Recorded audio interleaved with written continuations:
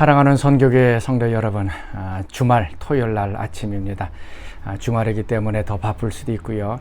그러나 내일 주일을 여러분들 기도하면서 좀 준비하는 그런 주말이 되었으면 좋겠습니다.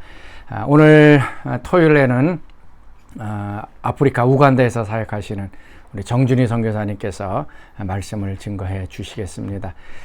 우리 선교사님 위해서 계속 기도해 주시고, 또 신학교 사역, 또 여러 가지 우리 선교사님 하는 사역을 위하여 여러분들 함께 기도해 주시기 바랍니다. 자, 오늘 주시는 하나님 말씀은 시편 16편 1절에서 11절 말씀입니다. 제16편 다윗의 믹담. 하나님이여, 나를 지켜주소서. 내가 주께 피하나이다. 내가 여호와께 아뢰되 주는 나의 주님이시오니 주밖에는 나의 복이 없다 하였나이다. 땅에 있는 성도들은 존귀한 자들이니 나의 모든 즐거움이 그들에게 있도다. 다른 신에게 예물을 드리는 자는 괴로움이 더할 것이라. 나는 그들이 드리는 피의 전제를 드리지 아니하며 내 입술로 그 이름도 부르지 아니하리로다. 여호와는 나의 산업과 나의 잔의 소득이시니 나의 분깃을 지키시나이다. 내게 줄로 재어준 구역은 아름다운 곳에 있으며 나의 기업이 실로 아름답도다. 나를 훈계하신 여호와를 송축할지라. 밤마다 내 양심이 나를 교훈하도다. 내가 여호와를 항상 내 앞에 모시며 그가 나의 오른쪽에 계심으로 내가 흔들리지 아니하리로다.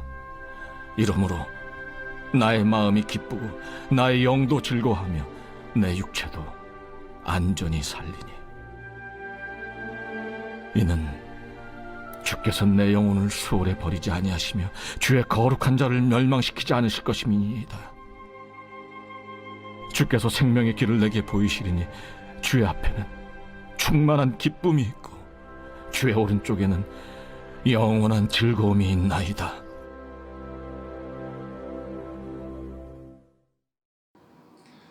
오늘 여러분과 함께 나눌 하나님의 말씀은 시편 16편입니다. 선교는 복이다 라는 제목을 가지고 함께 말씀을 나누도록 하겠습니다. 오늘 다윗은 본인이 가장 어려운 순간에 다윗을 죽이려고 하는 사람들의 피난 가운데 이 시편을 적었습니다. 저는 이 시편을 묵상하면서 그런 생각이 들었습니다. 내가 정말 어렵고 힘들 때 하나님 앞에 시를 한번 쓴 적이 있었는가? 정말로 하나님 앞에 어려운 가운데 있음에도 불구하고 하나님을 찬양하며 하나님의 도우심을 기다리며, 그리고 하나님께서 모든 것을 이끌어 주실 것이라는 확신 가운데 시를 지은 적이 있었는가 생각을 해보면 아직 그렇게 해본 적은 없었던 것 같습니다. 오늘 본문은 시를 통해서 다윗은 신앙 고백을 하고 있습니다. 위기로 인해서 기록된 시, 결국은 충만한 기쁨과 영원한 즐거움을 노래하고 있습니다. 1절 가운데 보면 내가 주께 피하나이다 라는 말이 있습니다. 어떤 사람이 하나님께 과연 피할 수가 있을까요? 회개하는 사람이요, 하나님과 관계가 되는 사람이고 기도하는 사람만이 가능한 것을 알 수 있습니다. 여러분이 힘들고 어려운 순간에, 여러분의 생명이 위급한 그 순간에 하나님께 피합니다 라고 고백할 수 있을까요? 오늘 다윗을 통해서 우리는 하나님 앞에 좀 더 가깝게 나가는 그러한 성도가 되길 소망합니다. 오늘 저는 여러분과 2절, 3절, 4절을 중심으로 함께 나누도록 하겠습니다. 2절에 보면 다윗은 고백합니다. 주밖에 없습니다. 여러분, 우리의 평상시 기도 제목은 어떻습니까? 제가 생각을 해봤는데 기도의 종류는 두 가지가 있는 것 같습니다. 하나님께 청유하는 기도입니다. 끝말이 소서로 끝납니다. 두 번째는 하나님의 말씀에 응답하는 기도입니다. 니다로 끝납니다. 첫 번째 유형은 도와주시옵소서, 합격시켜 주옵소서, 응답하여 주시옵소서, 그리고 니다로 끝나는 말은 이런 게 있습니다. 말씀대로 살겠습니다. 주님 뜻 이루어지기를 소망합니다. 말씀하신 대로 하나님의 선교의 일을 감당하겠습니다.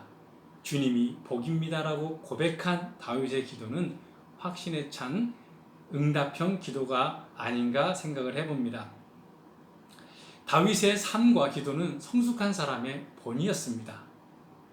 성숙한 사람이라는 말은 정의에 따라서 많이 달라지겠지만 저는 받는 것과 주는 것에 대해서 비교를 해서 성숙한 사람은 어른입니다.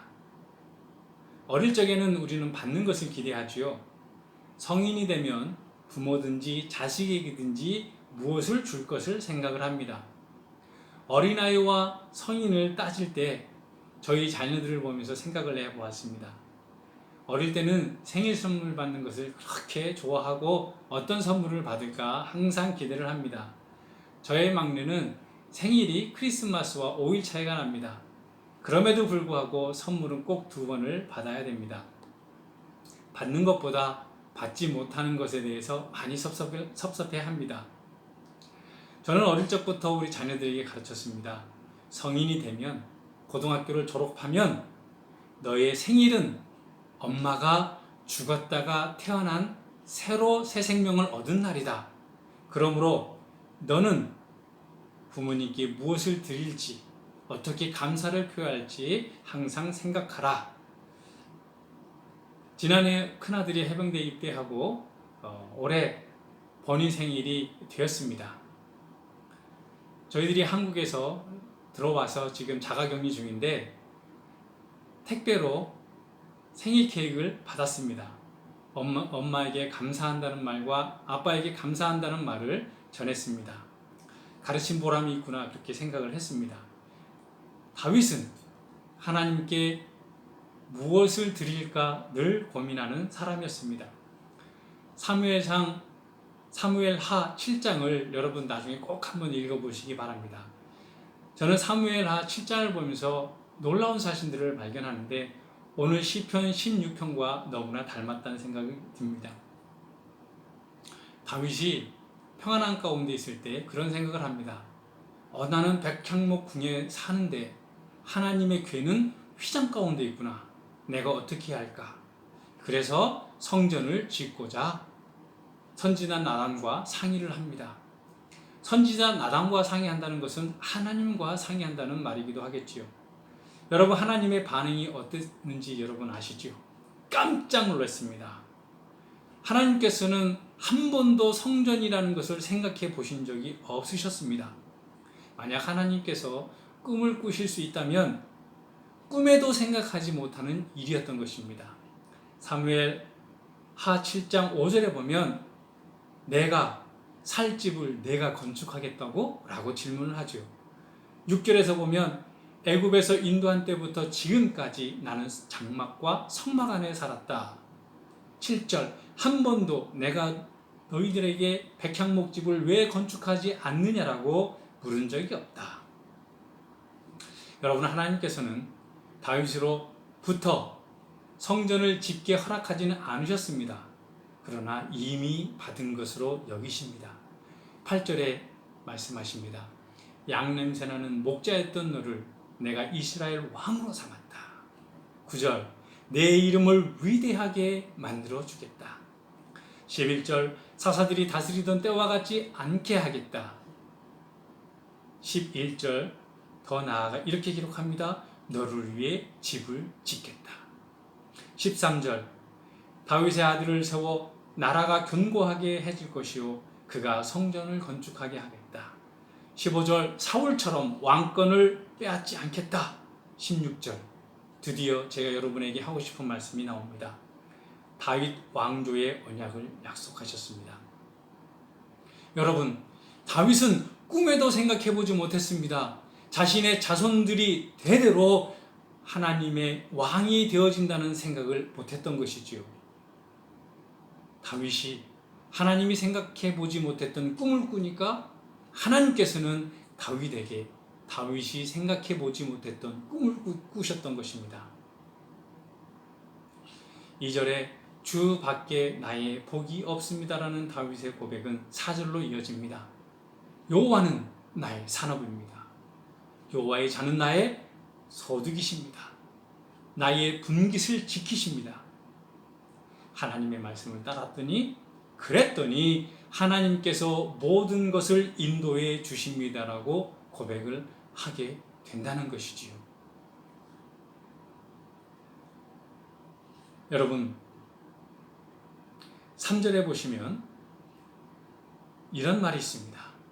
땅에 있는 성도들은 존귀한 자다. 나의 모든 즐거움이 그들에게 있다.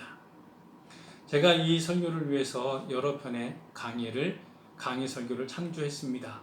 스펄전은 다윗의 고백을 꼭 예수님의 고백처럼 해석해 놓았습니다. 조금 어렵습니다. 한번 읽어보도록 하겠습니다. 예수님은 이 세상 만물보다 그분의 택하신 성도들을 더 기뻐하셨다.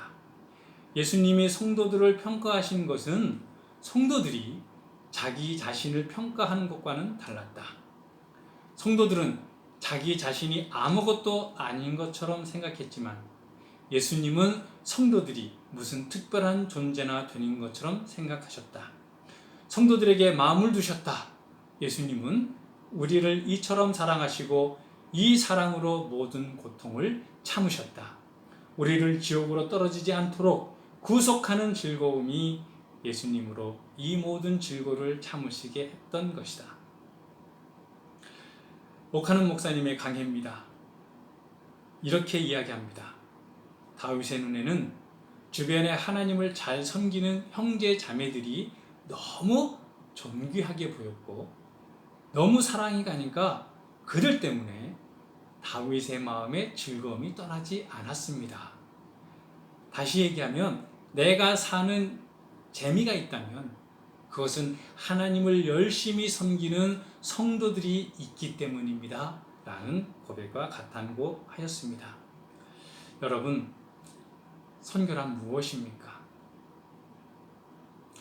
선교교회 여러분들이 우간다 선교지의 백성을 존귀하게 여기는 것에서 출발을 합니다. 우간다 성도들이 하나님을 섬길 때 여러분들이 기쁨과 즐거움을 누리는 것입니다. 우간다 교회의 부흥이 선교 교회의 부흥이라고 믿으며 어떤 모양으로든 동참하는 것입니다. 같은 기도 제목일지라도 주님, 우간다 선교에 동참하게 하옵소서 라는 청유형의 기도보다는 주님, 제가 우간다 선교에 동참하겠습니다 라는 응답형의 기도를 드리는 것이 조금 더 적극적인 하나님 앞에 모습이 아닐까 생각해 봅니다. 그렇다면 복이란 무엇입니까? 여러분이 지금까지 생각해 보지 못한 선교를 생각할 때 하나님께서는 여러분이 지금까지 생각해 보지 못한 어떠한 복을 주실 것입니다.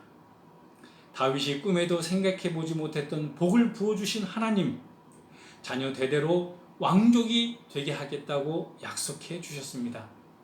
여러분이 꿈꾸지 않는 복을 받는 비결은 여러분의 자녀들이 받을 복은 하나님의 선교에 동참하는 것이라 저는 확신합니다. 만약 그렇지 않는다 할지라도 2절의 고백처럼 주님이 나의 복입니다 고백할 수 있는 여러분이 되기를 주님의 이름으로 축복합니다. 선교는 복입니다. 기도하겠습니다. 사랑의 주요 하나님, 오늘 시편 16편의 말씀을 통해서 선교는 복이다 라는 주제로 말씀을 나눴습니다. 선교교회의 모든 분들이 선교를 동참하고 우간다 선교의 부흥이 이루어질 때에 모두 함께 기뻐하며 하나님 앞에 영광 돌리는 하나님의 백성들 되게 하여 주옵소서. 감사드리고 예수님의 이름으로 기도하옵나이다. 아멘.